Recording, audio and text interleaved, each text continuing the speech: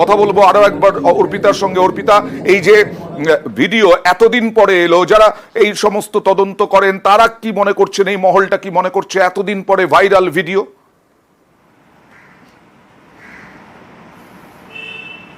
দেখো, এটা খুবই উল্লেখযোগ্য যে এতদিন পর্যন্ত এই ভিডিও কিন্তু ভাইরাল হয়নি। তাহলে এই হাসপাতালের মধ্যেই এমন কেউ বা কারা রয়েছে যারা কিনা এই ভিডিওগুলোকে তাহলে গোপন করে গিয়েছে।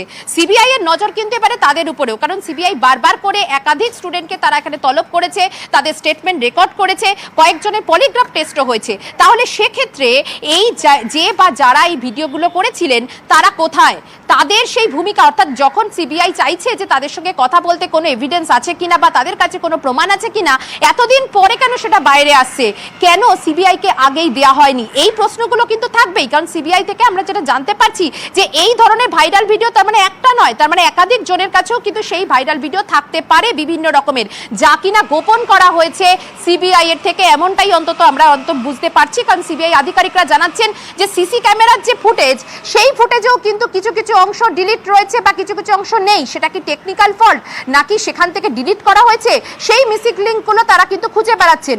এরই মধ্যে এই যে ভাইরাল ভিডিও, সেই ভাইরাল ভিডিওগুলি কোথা থেকে এলো এবং এতদিন পরে কেন, কেন আগে কেন আসেনি, ঘটনার পরেই কেন আসেনি, যখন তোলপাড় হচ্ছে একেবারে যে ঘটনাস্থলে যে প্রমাণ লোপাট নিয়ে যখন একাধিক যখন প্রশ্ন উঠছিল, তখন ঠিক কে বা কারা এই ভিডিওগুলিকে লুকিয়ে রেখেছিল। অর্পিতা, তোমার কাছে আসছি। আমার সঙ্গে রয়েছেন অবসরপ্রাপ্ত পুলিশ কর্তা অরিন্দম আচার্য। অরিন্দম বাবু, একটা ভাইরাল হয়েছে ভিডিও 9 অগাস্টের, এবং তাতে দেখা যাচ্ছে যেখানে নৃশংসভাবে খুন ধর্ষণ হয়েছিলেন ওই তরুণী চিকিৎসক, সেই তরুণী চিকিৎসকের দেহ উদ্ধারের পরপরেই বহু মানুষ সেখানে, এবং দেহ উদ্ধারের পরপরে কারা সেখানে, আইনজীবী সন্দীপ ঘোষের আইনজীবী সেমিনার হলে শান্তনু দে, সেমিনার হলে দেবাশিস সোম, দেখা যাচ্ছে তিনি হচ্ছেন ফরেনসিক মেডিসিন বিভাগের অধ্যাপক, দেখা যাচ্ছে প্রসূন চট্টোপাধ্যায় বলে এক ব্যক্তিকে, তিনি নাকি সন্দীপ ঘোষের পিএ।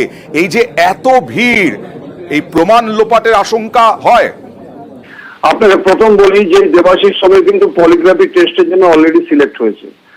আপনাকে আবার বলি, সেই দিন থেকে চিৎকার করছি আমি যে place of occurrence is so vital.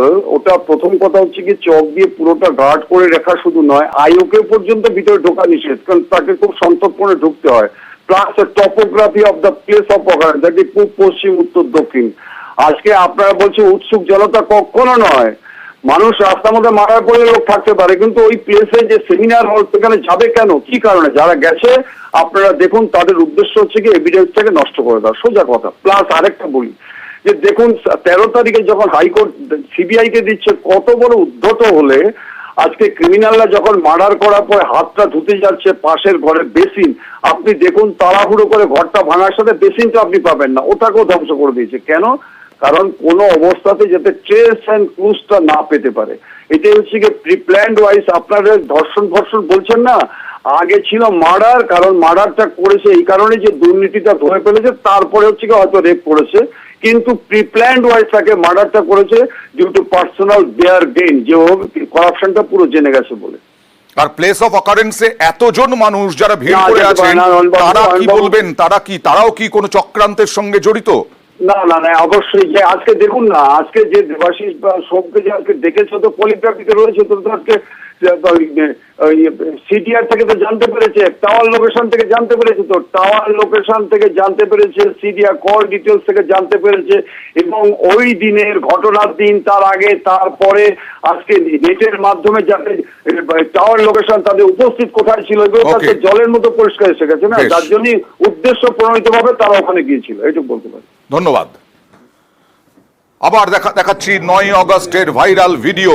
সেই 9 অগস্টেই তরুণী চিকিৎসককে খুন ধর্ষণ করা হয় সেমিনার রুমে, এমনটাই অভিযোগ।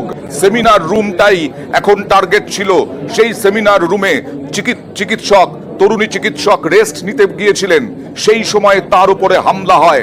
এক বা একাধিক জনকে বলা হচ্ছে, মনে করা হচ্ছে একা নয় সঞ্জয় রায়, আরো বেশ কয়েকজন যুক্ত থাকতে পারে।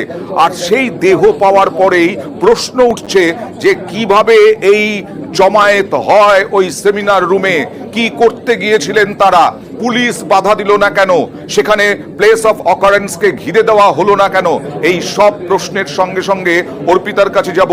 অর্পিতা, এখনো পর্যন্ত সিবিআই থেকে কি জানা যাচ্ছে?